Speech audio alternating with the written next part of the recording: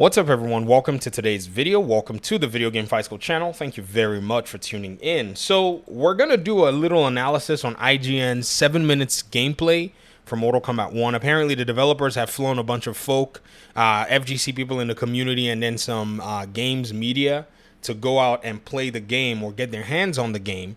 And there are a few things that I wanted to go ahead and talk about. Thank you guys for, pretty much hanging in the, in there. I haven't been able to make any video in the past few days. Had my internet down. I also started some new projects this summer that have just been taking a little bit of my time. So we're going to jump in. We're going to, kind of walk through a few things that I see here that I think are somewhat interesting overall. Now, one really cool thing is the way the character select screen is. In a sense, it seems like a loading screen more than anything else because, you could probably skip it. But here, I think this is where you're loading your stage and all that stuff. So if you notice, when you select your characters here, this is CPU versus, this player over here, you have like a conversation, kind of an encounter type deal. So rather than have a blank screen in order to kind of load the combat in, this is basically loading your stage. It's loading your presets. And, if you have variations or your cameo characters, all that is getting loaded in. This is really cool game design implementation, in my opinion. Now, one thing I will say is the game runs almost like Injustice in a sense, but it could also be the compression of the animations. That's one thing about Mortal Kombat and fighting games is the characters are realistic, so whenever they play in a certain way, you get to see a few things that are quite, interesting that you will probably not even notice in other fighting games because they design their artistic style quite differently. But let's keep going. So, he blocks this move here, or I think he lets go of his block. So Sub-Zero's got like his slide, interesting slide stuff here. So let me see. To me, that looks like a 1-2 slide amplified or something like that. And the reason I say that is because let's see if it truly is a slide amplified. So did he amplify it? Oh, you get 1 bar of meter. Okay, I don't know if it's a slide amplified. I take that back. It could be a regular slide. An amplified might launch you, and they're just probably not showing that here. That's a down one to poke. It's a traditional Mortal Kombat poke. Did you guys just see that? Oh my gosh, that's wild. Hold on. She wakes up with a down one. She pokes him. I think he's inviting his character to maybe continue with some pressure, but poking him pretty much retreats Kano back. I mean, if you notice, Kano's running. He's gonna run back. I mean, he's like, all right, well, see you later. And then she goes in with her combos, bam, bam, does a launcher. This game seems to have a lot of air-based combat more than anything else. This is not, new, but it's something that has obviously been pointed out. And I think it's going to be interesting how, gamers in the community run things. So boom, bam, she does a slam and then continues with Sonya. That's another juggle. Then she goes in with like another upward thrust kick of some kind. So this is Kano just coming in to do a traditional move. My deal is, how do you select what moves, your characters would do? That'll be interesting to find out when the game comes out. But let's keep going. So both of them do a projectile. So you notice Sonya does a projectile there. So I guess if you're in neutral and you call your cameo character, that's my guess, they'll do a projectile, is what it seems like. Then when you're doing a combo, they'll help you with a launcher of some kind. We'll see. That's a breakaway. They just use that animation just to kind of fortify it. Block. Nice block. Jump in.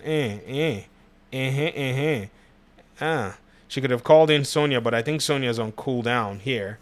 So I think that's probably another thing too. So there's going to be a lot of resource management from what I'm seeing here. Let's finish this fight up, and then I'll just give a little bit of my thoughts on the first combat here, and then we'll just kind of skip around the video. I mean, I don't think there's anything much that we want to make too many. That's a down one too. That's the launcher. See? So I think it's in context of a combo. He tries to come help with that move, but I don't think it really helps with the breakaway in this situation. She misses that upward thrust kick of some kind. This is I think they said a forward throw. You get to call the person to come in. You call your cameo character to come in. So that's like a breakaway mechanic as well. Down 4 or down 3 or something. CPU